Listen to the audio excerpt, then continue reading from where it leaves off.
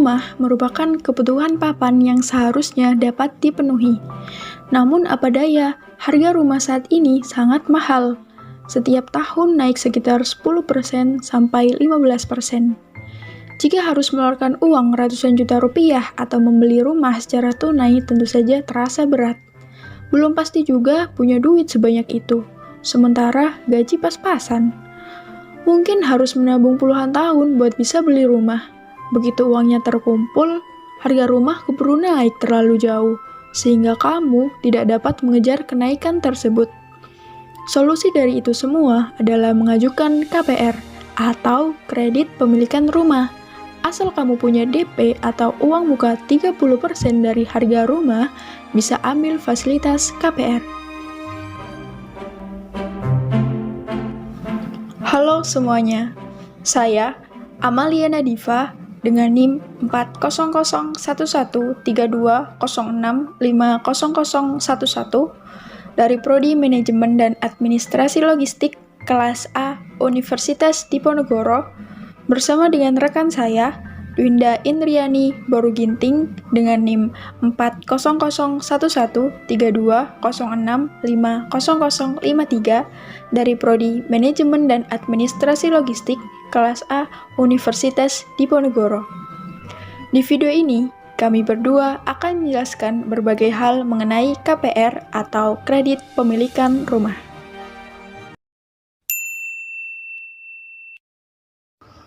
Apa sih KPR itu? Jadi, KPR atau kredit kepemilikan rumah adalah suatu alternatif bagi seseorang yang menginginkan kepemilikan rumah, namun dana tunai yang dimiliki tak mencukupi sesuai dengan harga beli rumah.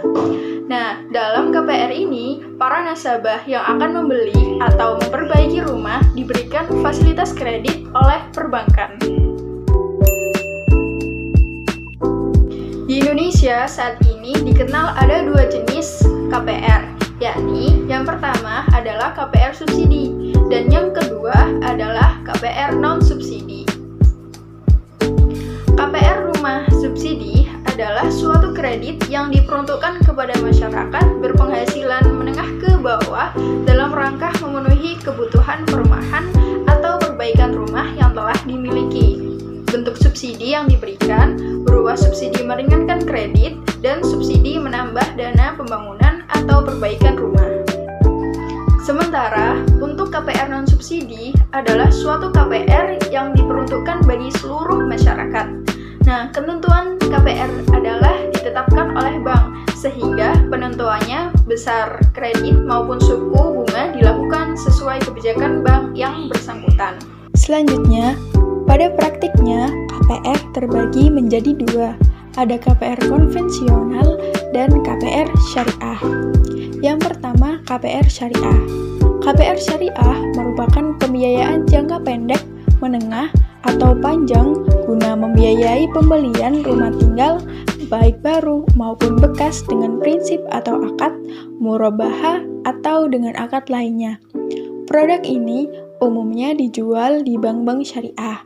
KPR syariah tidak menetapkan sistem bunga alias bebas riba. Namun, bank syariah hanya mengambil keuntungan dari penjualan rumah. Besaran cicilan KPR-nya pun tetap sampai akhir jangka waktu pembayaran angsuran. Yang kedua, KPR konvensional. KPR konvensional menerapkan sistem berbunga. Biasanya ditawarkan oleh bank-bank umum. KPR konvensional akan menerapkan suku bunga berjalan bagi nasabahnya. Jadi, sifatnya tidak tetap, fluktuatif mengikuti perkembangan suku bunga acuan Bank Indonesia. Secara umum, persyaratan dan ketentuan yang diperlakukan oleh bank untuk nasabah yang akan mengambil KPR relatif sama, baik dari sisi administrasi maupun dari sisi penentuan kreditnya. Untuk mengajukan KPR, pemohon harus melampirkan yang pertama adalah KTP suami dan istri bila sudah menikah. Yang kedua adalah kartu keluarga. Yang ketiga adalah keterangan penghasilan atau spil gaji. Yang keempat adalah laporan keuangan untuk wira swasta. Yang kelima adalah NPWP pribadi untuk kredit di atas 100 juta rupiah. Yang keenam adalah SPT PPh pribadi untuk kredit di atas 50 juta rupiah. Yang ketujuh adalah salinan sertifikat induk dan atau pecahan bila membelinya dari developer. Dan yang kedelapan adalah salinan sertifikat bila jual beli perorangan. Dan yang terakhir yaitu yang kesembilan adalah salinan IMB.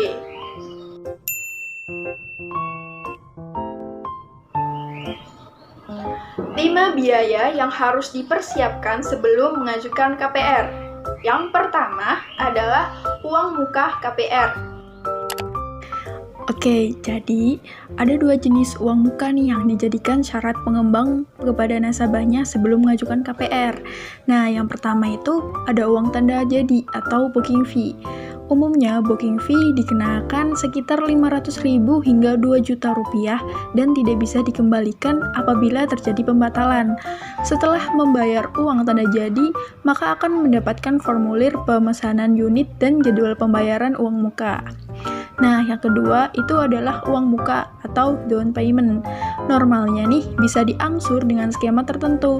Ada pengembang yang menawarkan uang muka 0%, 5%, atau ketentuan normal antara 10-20%. Skema pembayarannya sendiri bergantung pada kebijakan, yakni harus segera dilunasi dalam kurun waktu tertentu atau bisa dicicil dalam beberapa bulan. Aturan pelunasan uang muka akan diatur dalam Surat Perjanjian Jual Beli atau SPJB. Jadi, saat hendak membeli rumah, biaya KPR nih yang paling pertama harus dialokasikan adalah uang muka senilai dengan permintaan pengembang atau kesepakatan bersama. Dan yang paling penting nih, uang muka alias DP rumah itu memang akan sangat memengaruhi besar kecilnya cicilan KPR. Yang kedua adalah biaya notaris KPR. Nah, untuk mengikat kredit secara hukum, biaya notaris akan dibebankan kepada pembeli rumah. Dalam hal ini, biasanya beberapa developer sudah bekerja sama dengan kantor notaris terpercaya. Notaris akan berperan dalam banyak hal, terutama untuk melakukan pengurusan sertifikat dan surat-surat yang berkaitan dengan proses jual beli rumah.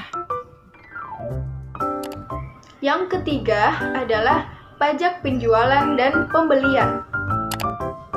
Oke, jadi besaran pajak penjualan adalah 5% dari total transaksi. Sedangkan pajak pembelian atau yang biasa disebut dengan BPHTB besarnya 5% dari NJOP TKP.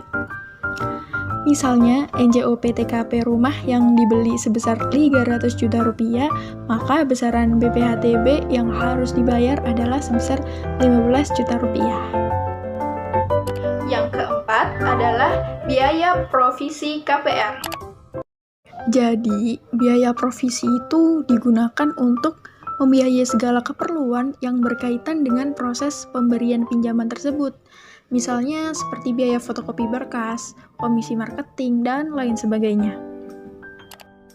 Dan yang kelima adalah biaya asuransi. Nah, sebagai seorang pemilik rumah, tentunya kamu ingin melindungi investasi properti yang sudah dibeli. Ini juga yang wajib masuk dalam catatan biaya KPR. Kamu bisa mempertimbangkan penggunaan asuransi untuk melindungi pinjaman ke bank ataupun properti yang telah dimiliki, khususnya bila tinggal di daerah yang rawan bencana, seperti gempa bumi, longsor, ataupun banjir.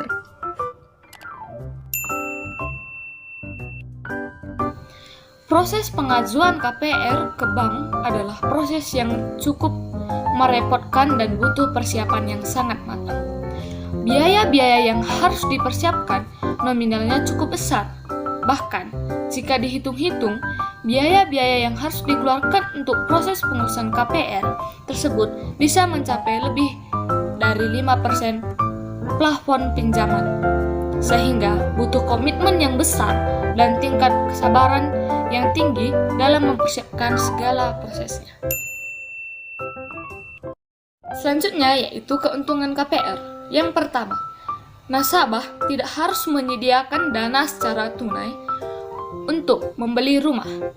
Nasabah hanya cukup menyediakan uang muka.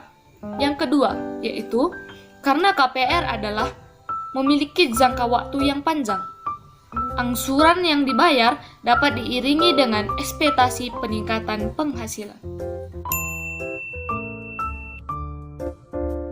Yang pertama, hal-hal yang perlu diperhatikan sebelum memilih KPR adalah bila membeli rumah dari perseorangan, pastikan bahwa sertifikat yang ada tidak bermasalah dan IMB sesuai dengan kondisi bangunan yang ada.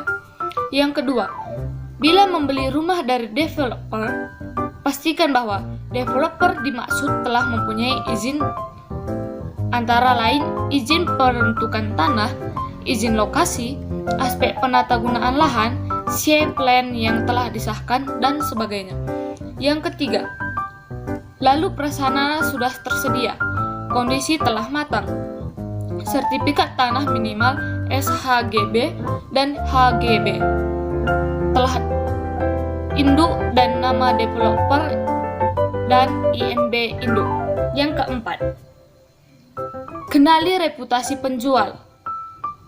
Jangan melakukan transaksi jual beli di bawah tangan. Artinya, apabila rumah yang akan dibeli masih dalam status dijaminkan di bank, maka lakukanlah pengalihan kredit pada bank yang bersangkutan dan dibuat akte jual beli di hadapan notaris. 5. Jangan sekali-sekali melakukan transaksi pengalihan kredit di bawah tangan. Artinya, hanya berdasarkan kepercayaan saja dan tanda buktinya hanya beberapa kwitansi biasa. Karena bank tidak mengakui transaksi yang seperti ini.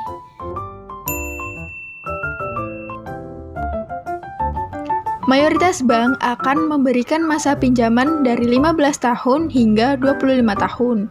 Jika kamu memperpanjang masa tenor kredit, maka kamu bisa mengurangi besarnya cicilan yang harus kamu bayarkan setiap bulannya. Pada umumnya, proses pengajuan KPR sekitar 2 minggu sampai 1 bulan. Maka dari itu, penting untuk kamu tanyakan kepada pihak yang terkait mengenai durasi proses yang dibutuhkan saat pengajuan. Setiap bank memiliki besaran bunga KPR yang berbeda-beda. Namun, bank maupun lembaga keuangan non-bank di Indonesia umumnya mematok bunga fix di angka 6% hingga 10% selama 1 hingga 5 tahun pertama. Setelahnya, nasabah akan dikenakan bunga floating yang jumlahnya tidak menentu tergantung dari pergerakan bunga pasar. Terima kasih telah menonton video ini, dan semoga videonya bermanfaat. Bye-bye.